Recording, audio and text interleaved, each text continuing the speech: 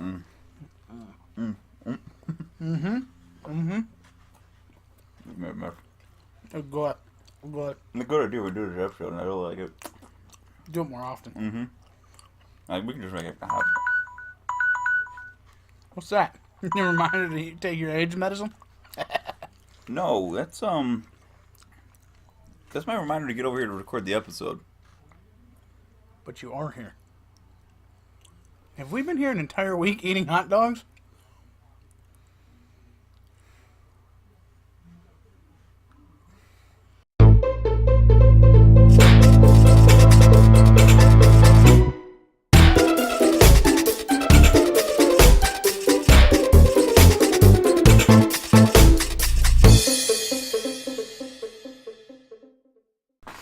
How you doing, everybody? This is Bill, I'm Neil. and welcome to Random Tangent. We are piggybacking off of our last episode, our food episode featuring hot dogs. These are made of beef, though, Yes. so we're not piggybacking. Cowie backing. Welcome back. I hope you enjoyed last week's episode. We sure did, as you can see. Technically, it's this week's episode because we're recording these back to back. The magic of TV, folks. And we Internet. just want to say a big thanks and shout out to YouTube for screwing every possible opportunity we may have had of making some money off of this crap. Thank you. We love you. It's now just for fun.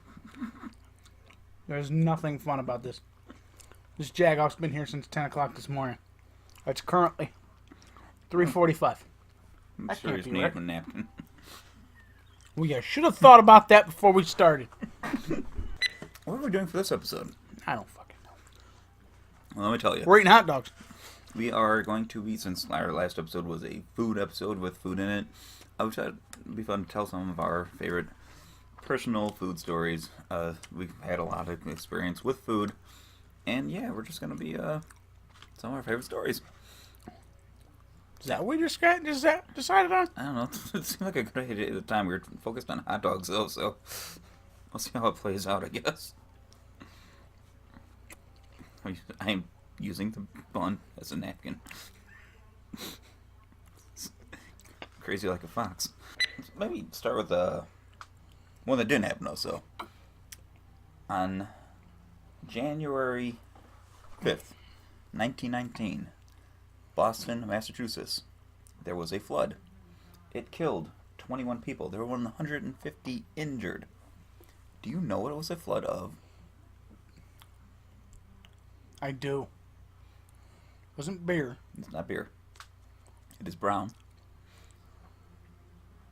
Isn't it gravy? It's getting closer. Mojito. Mole? Oh, molasses. Molasses. 1919 Boston molasses flood. Almost 100, less than a year until we get to the 100-year anniversary. See, it just proves that people from Boston ain't that bright. It ain't like molasses moves quick. Actually, Like they saw a flood coming. it's a lot less funny when you realize that it was actually moving about 35 miles an hour. It wasn't like molasses. Molasses, I guess, is in a big tank that ruptured. And Still molasses. I'm just saying, though, like, we've read articles about if the zombie apocalypse ever happened, The molasses apocalypse. it will be put down that day. Just remember, molasses killed people. So, I think you've brought this one up on the show before. That's something happened to me. I told you about it, and it tickles you pink. A little story I called Cookie Distraction. It's actually happened to me. I think I've mentioned before that I do enjoy the occasional cookie. Occasional. You enjoy the occasional pack. Really cold days, when I hear that we got like a polar vortex or bomb hurricane, whatever the current terminology is. I hear we got one of those coming up. I'm like, How can we scare the masses? Yes, because I will go to the store the day ahead of time to get several things of cookies to make in the oven to keep it warm. I get fucking cookies. Yeah. Insult me for my brilliant idea like you're not going to be doing it. I don't like cookies. Occasionally like cookies. You brought them onto the show one time. My wife made them. They like cookies. I don't know. Anyway. I like pie. Punch and pie. You like punch and pie? South Park fans will get Okay. it. Anyway, I was in a room. I want to say the kitchen maybe, and it's really dark in there. And like, I need to turn on lights so I can see what I'm doing. Yeah, when you're fat, you gotta make sure you can see what you're eating. So You don't want to bite your finger. So I'm making my way. I start walking towards the light switch. It seems like a very simple task. Turn on the light. Seems like it should be easy to do, but on the way there, I look. There's a pack of cookies. It clearly wasn't that dark in the room. Yeah, Either that or his fat senses started tingling. He felt the disturbance in the cookie force. Anyway, I grab the cookies. I go, why? I have some of these. I sit back down. I'm like, God, it's fucking dark in here. And it hits me that I totally lost track of turning on the light. You have ADD for cookies. Your turn. I It was your idea to do the show. Was it? Yes. Let's tell food stories. But I ain't got no food stories. Do you remember Ring of Fire Night? Oh, that would be a food. Okay, I'll tell that one. That's a good one. I like that story. So, Just before the show began, he broke one of the wheels on the chair. I gotta get a new chair. If anybody wants to donate one, feel free. If you see him tip at any point. Oh, by the way, You angled it. You put the broken part just so you would fall into my lap, though, I feel like. at first, aw, Oops, here we go. silly. Matt. Matt. Oh, by the way, government employees are gonna be out of a job. Yeah. Well, not out of a job. They'll be on furlough. Mm-hmm. Remember what Matt does? Moving on. Oh, you might have to use some of that money he sleeps on? Yeah, he might. Yeah, you kind of picture it just being like, it looks like a mattress, but you sit on it like, damn. And then you realize it's just stacks of $100 bills, He's like a dragon. Just going, right? Gold coins. And he kind of shakes down into it. Ring of Fire Night. This happened, quite This some time ago. was It was back when you were living with Steve Steve and Liz. in the... Ohio Center in Lamont on 131st. And we still knew Brad. Oh, that's better. Okay. So we had come up with this idea. Now this was right around the time when hot sauces, all these weird ass hot sauces started becoming popular. And not the good hot sauces, like the flavorful, spicy. Like this one's it's mango with a touch of ghost pepper and it's delicious on a steak. Or, No, it was that stuff where it's like, all right, read the side of the package because it says you're probably going to die. Literally. The big draw with hot sauces became the disclaimer on the side. Yeah. The one that we had seen one, it was literally in a box that said do not open and biohazard and crap, and it was in a literal crate. Mm-hmm. We weren't trying to... We weren't trying to eat smart. anything. We weren't smart. So we had come up with this idea of, hey, what if we made our own hot sauces? Each of us, there's three. Each of us. 3 of us, total. Let me tell this goddamn story, you son of a bitch. You can chime in, though. I like your balls and wieners. Mm-hmm. Hold on, my dick itches. Okay. I forget what was it, chicken or pork? I think we had pork. We had pork and chicken. We had two. It was basically just some a couple pork chops and 2 chicken breasts that we had that we couldn't eat because there was 3 of us. Yeah, I think we were going to have a little contest, like who can come up with the best sauce. We weren't just buy a bottle of sauce. No, we were mixing stuff together and trying to come up with our own stuff. I think we'd also had like some chili and cheese there too, just to really pack the night full of fun. Yeah. And we had a gallon of milk. Mm-hmm. Don't forget the gallon of milk. Yes, we thought that was going to be a necessity. Why was it named Ring of Fire? What was that in honor of? Well, we had determined that by some of the hot sauces we were adding were like, well, this was before the ghost pepper and all of that. But I mean, these things were huge on the Scoville scale. If you don't know what that is, look it up. Because I didn't explain it. Neither of you. Shut up.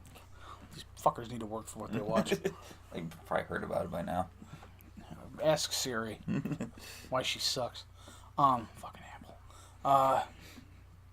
Basically, you eat that much hot stuff, you're eventually gonna take a dump, and it's gonna hurt. Ring of Fire was named in honor of what we expected our anuses to be later that night. Boy, were we surprised. Well, no, we got to that point. What surprised us was the first time you had to go pee. What happened? Okay, so we're all sitting around eating this stuff, right? And what I had done was skewered the meat, and we rolled it in each hot sauce. and then proceeded to everybody got some skewers. I think Steve had the most flavorful. Fuck you. Yours was just this spicy. Mine was fuck just you of a sauce. Mine was like And that's kind of. I had a nice middle ground. Yeah, Steve's was all flavorful and tasty. And mine was just like, ow. You ever eaten a hot sauce and it hurts? It physically hurts. Oh. Is that bleach? What is that? Sam, it's ammonia. Quit your whining. Well, at one point, Bill... I had to actually cook this stuff on the grill outside because there was no physical way to cook it inside where I wouldn't essentially gas myself. Yeah. So we're all eating, and everybody's happy. We literally had a gallon of milk because we were taking bites, and each one of us was chugging. We were sweating. Fuck glasses at that point. Just passing We were passing it around. And then all of a sudden, after drinking all the milk, I'm like, I gotta pee. So, what I didn't know... I know now, is if you eat enough spicy food over a period of time, a short period of time, it can actually move its way, especially if you're drinking a lot of liquids, I assume. Apparently capsaicin can move to the bladder. So I walked to the bathroom to take a pee, and I was informed later that all I heard was a slight whining scream come from the bathroom. Because I wasn't sure if it was gonorrhea or the food I ate, but it was burning, and not in a good way. He came out and he told us about it. And it was funny for about 3, 4, maybe 5 seconds until we realized we got pee at some point too. Woo! Well, let's keep on the subject of hot stuff. I'm gonna tell one of my jalapeno story. I got good one. Oh, I got another one too. Speaking of jalapenos. Yeah, I think it's gonna be as I talk, Mom. You're gonna get reminded. It was at a restaurant. I had ordered like a cheddar jalapeno chicken sandwich. And they didn't... I know this story. Well, they served it. They brought it out to me, but the jalapenos were not actually on the sandwich. They were in a little cup on the side, and you got to, open up the sandwich and decide how many jalapenos on there you want. So the first time I'm like, yeah! I just throw a bunch of them on there, and it's way too hot. It's like, okay, that's too much. I take some of them off. I take another bite, like, nah, not enough. So I go back, and I'm going back and forth, trying to figure the right amount. Then almost my eyes start twitching. Did you see a second ago when I did this? That's part of the story. That's what I did with my jalapeno hand. Think about it, folks. The one that's just been grabbing jalapeno after, handful after handful. I did this, but I didn't realize right away what it was. So my eyes bugging me. No, still... It's probably about the third or fourth that realization set in what I'm doing. Oh. Yeah. I've got one for habanero too. I got a habanero story. Go ahead, you go first. This doesn't actually happen to me, but I saw this. It was an evil, but it was funny as hell. Mm-hmm. I used to work at a place that was a water treatment facility. We built water filtration units. And we used to have a guy that worked there. He was actually born and raised in Czechoslovakia, came here. We called him the Angry Czech, because that's what he was. He was angry, and he was a Czech. Descriptive. I was going to call him Spent Czech, because he was already gone, but they didn't think that was funny. And if he was like me and fell off a roof, I could call him Bounce Czech, but that'd just be mean, I think, at that point. Accurate as well. Accurate and mean aren't necessarily always different from each other. You tell your story. I'm going to go get a drink. So anyways, I'm working at the facility. We had this guy. He was kind of old. Well, one of the guys there decided to give him a jalapeno pepper. Camera, not the computer. I know. I can't stop looking at it. I told you can't put it where I can see it. I'll just put it there. I will stare at it I will just stare. You need to make that camera down there work at the same time, so at least I'm staring at one of them. So what I'm doing is I'm standing there watching as this guy proceeds to convince this poor old Czechoslovakian man, who's already had a heart attack, mind you. Mm-hmm. Not that day, obviously, but previously. Mm-hmm. Previously an angry Czech. He convinced him, oh, no, this is a type of fruit. No, you gotta try this. These are the sweetest. They're kind of like strawberries and like grapes mixed. You're kind of that, no seeds. But then this son of a bitch grabs it and goes, I mean, that whole thing. And you had a room full of grown men go, like, what's going to happen? This is going to go. And he's, it's kind of, it's not very sweet. No, it's not. And we're just like, and like, the only thought in my head was, like the pain receptor. Maybe he's just so old. The pain receptors they take a while. Uh-huh. And he's just chewing away on this thing, really. The older you get, I think the more desensitized your tongue gets because you've burned Oh your mouth no! with so many things. It found him. It caught up just it fine. It got in there eventually. There was a and all of a delayed sudden reaction. he's sitting there chewing. He's like this, and mid sentence he's like, "It doesn't taste sweet." His eyes were about that big. Reset. And I'm pretty sure that was literally the moment his brain went, and just stopped. And all of a sudden, he just spit this stuff out, and he screamed bloody murder. And it was priceless. That one speaks to me on a personal level. Several years ago, I was at my my then father-in-law's house, and he grew jalapenos in his garden. Not habaneros in his garden. And there was a party there, and they had some of them out, and everyone's doing a little, let's try some of these habaneros. And everyone's taking these little, tiny little bites. Ooh, that's hot. And I'm fucking stupid sometimes. So I'm like, yeah, watch this. And I grab one of these things. Everyone's taking tiny little bites. I don't have to eat that much to prove myself, but yet, yeah, look at I'm a man. I'm a dumb man. I do have one more habanero. Fucker. I do have one more habanero story. This one takes place quite some time ago. As we mentioned before, we live in the Chicagoland area. There's a place up north of us called Long Grove. But like cute little town, very quaint little historic district in it. Where is Long Grove? It's up north. Near? I won't say before Rockford, but kind of up that way. Oh, okay. Anyway. Yeah, you don't want to go to Rockford. Anyway, we were there one time. But we were there one time with my dad. And we were checking out, they have this like I think it's called like a general store or something. They got a lot of just various things in there. They had this table set up in there. General things? They had this table set up there with a bunch of different sauces, including some hot sauces. But on a table full of hot sauces, there's like 3 of them with special little signs made up with fire drawn on them to say hot. Which immediately every man's like, well, that's the one I'm eating first. Well, one of them was a raspberry habanero jelly. Ooh. And I read it. I know the word raspberry. I know the word jelly. I'm not quite sure what habanero is, but raspberry and jelly. How hot could this be? So they got little taster spoons there. Before you finish, I gotta ask, what did you learn? I got a little taster spoon there. I filled up. Oh, that's not hot. Okay, it's a little bit. And the more you talk, the more you learn.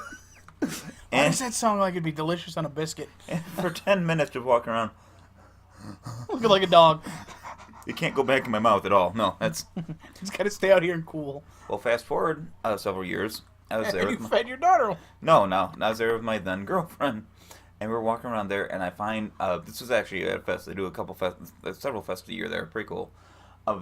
This place had a little stand set up, and there is the raspberry habanero jelly. There, you can get a little pretzel stick and dip it in there and try it. Like, yeah, that's awesome. And I think I told her the story before, so she's like, I don't want to try it. Like, no, it's not that bad. It's not that bad. It'll be all right. It'll be all right. So I see, watch, and I take a thing, and see, not bad at all.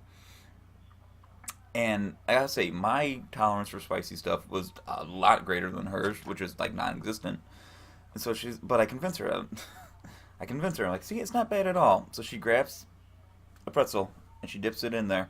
She's about to go like this, and that's when it hit me. I'm like, okay, maybe you don't want to crunch. Well, this is gonna be a fun ride.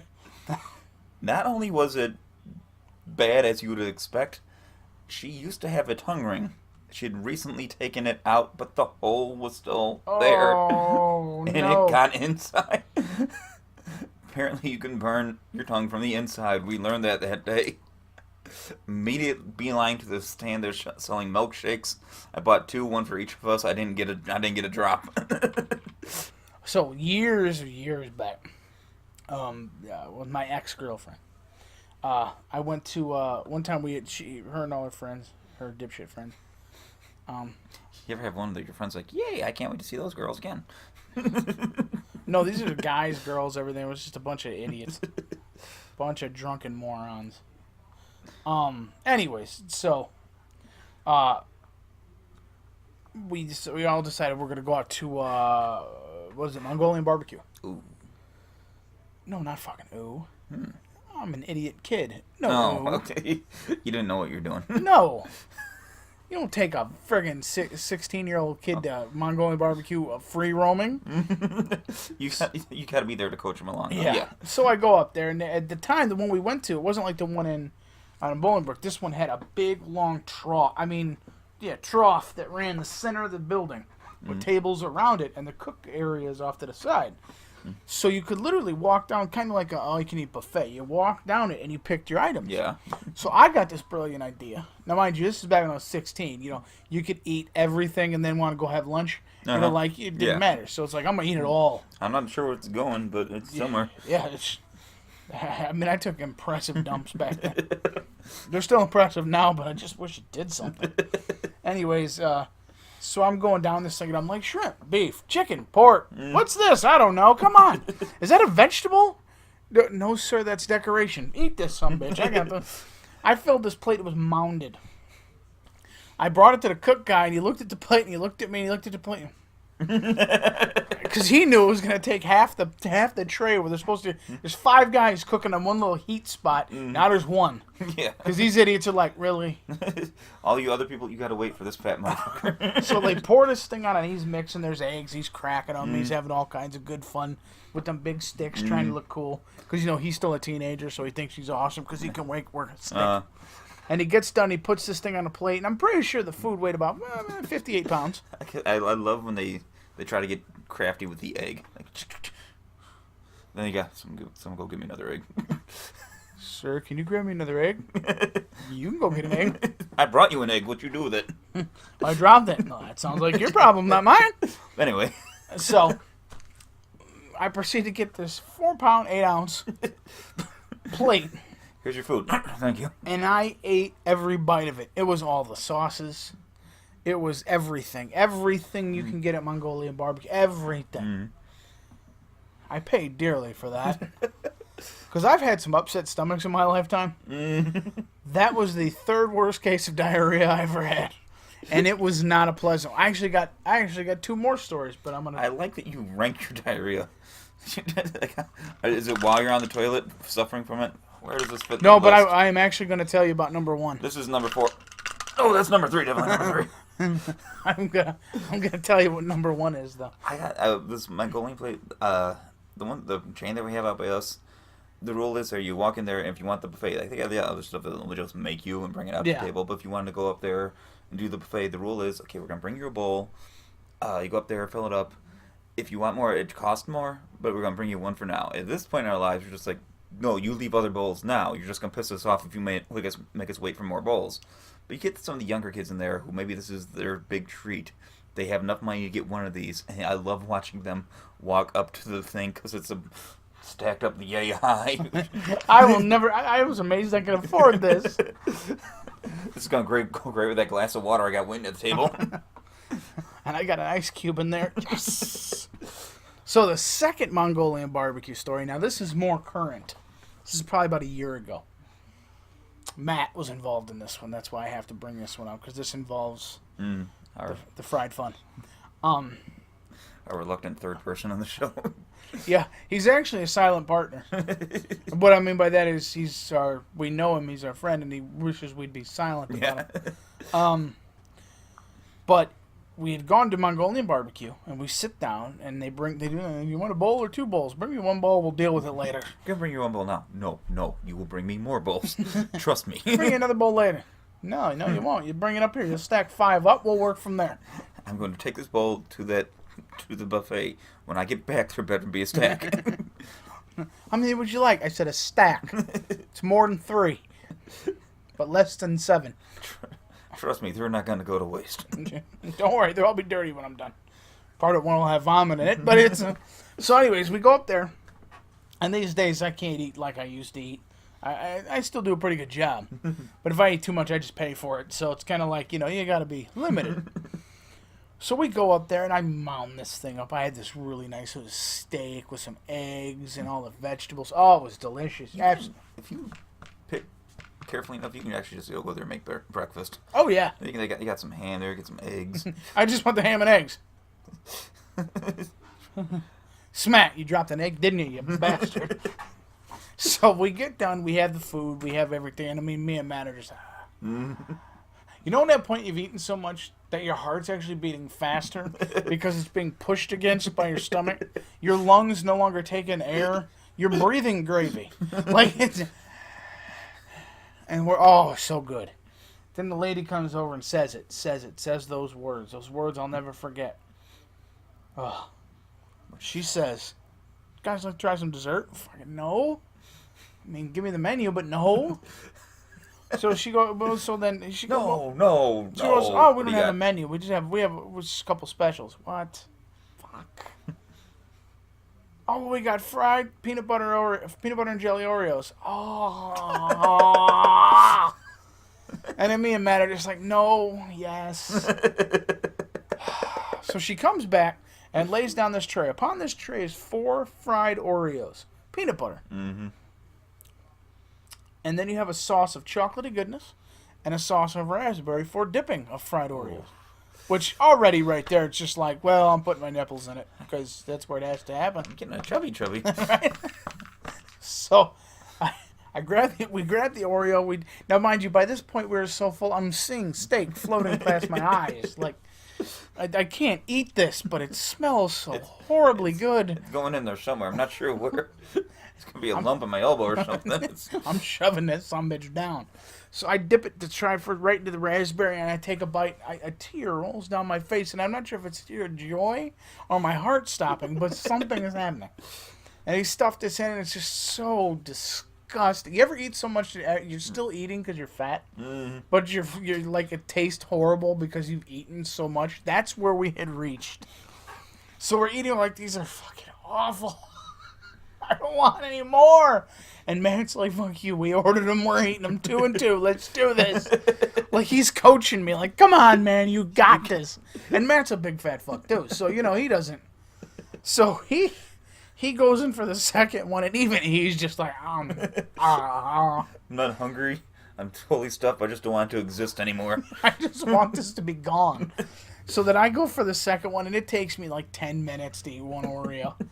And by the time it's done, I'm sitting there with the chocolate, like, because the chocolate was delicious. And we left that place, and I've never in my life stood up and felt food shift. Like, I stood up and I was just like, God. Farted a little. No. Did you think a little bit? Maybe I could fit some more. I mean, we can go back for seconds now. I didn't know that's what it was. But